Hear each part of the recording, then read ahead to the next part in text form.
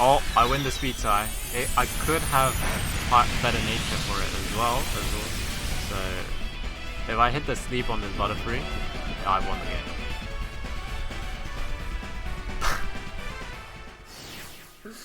Hey guys, what's going on today? Today we're going to find out if GMAX Butterfree is worth using in VGC 2020. The first thing to know when seeing if it's worth running a GMAX Pokemon is comparing the max move it loses out otherwise. If you decide to run a GMAX Butterfree, you'll be losing out Max Flutterby, which lowers special attack of both enemy Pokemon, but instead you gain GMAX Befuddle, which poisons, paralyzes, or sleeps both enemy Pokemon. I mean, in my opinion, that's hella worth losing special attack lowering any day for. In most cases, it's 66.6% chance of getting some insane speed control of either paralysis or sleep, the other 33.3% being a little bit more underwhelming, but still usable in certain circumstances, is poison. I do have to say though, if you love gambling or have no clue what to do on your first turn, you can usually just press the GMAX Befuddle button and go from there. So if I try to sleep out of that, it would hit the which would be a problem. So I'm gonna spice it up by making both of them sleep out of their mind. Yes, caught it.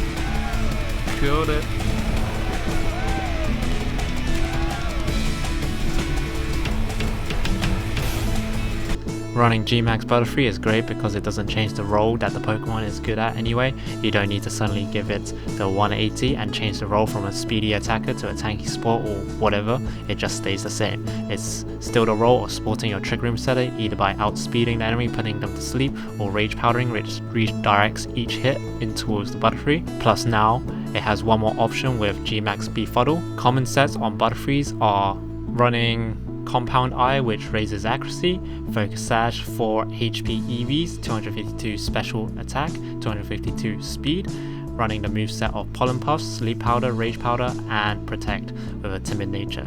The set is amazing as Pollen Puff is a damage move or a heal for a teammate and also allows you to use GMAX Befuddle. Sleep Powder and Rage Powder is there to support your partner Pokemon, and which is either set up Trick Room or set up Belly Drum, and it's also used if you want to save your Dynamax for a more optimal Pokemon for that situation.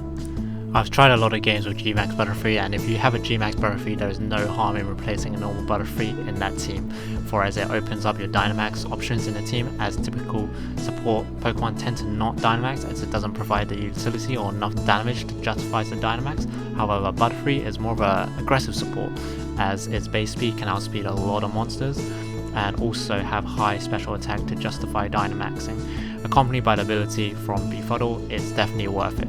Plus it survives Oko with its Focus Sash or becomes tanky enough when it's Dynamaxed. It's hard to judge if it's a good Pokemon because it doesn't survive until the end game, but you can see it absolutely controls early to mid game just by itself. When I was in doubt, I always pressed that Befuddle button and see what the casino rolls that day. However, in the situation that I knew what was going on, you could see it was an absolute beast, allowing your partner to either set up Belly Drum or Trick Room. In conclusions, it's definitely worth running, and I would even say it's borderline broken. Butterfree just basically knew what I want every time. Poison against really tanky stool teams, sleep when I need to set up, paralyze when I need to set up as well. It just knows what you want, it just plays to what you need at the time. It's insane. Alright, let's see it in action. So Extra is faster than the Butterfree, max investment, but not faster than the Extra.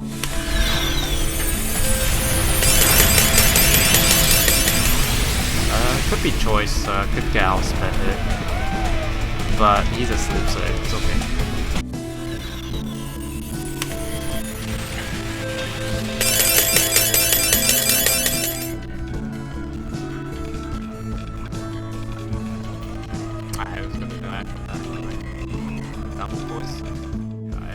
I was expecting the fake out to come out, that's why I had to Dynamax.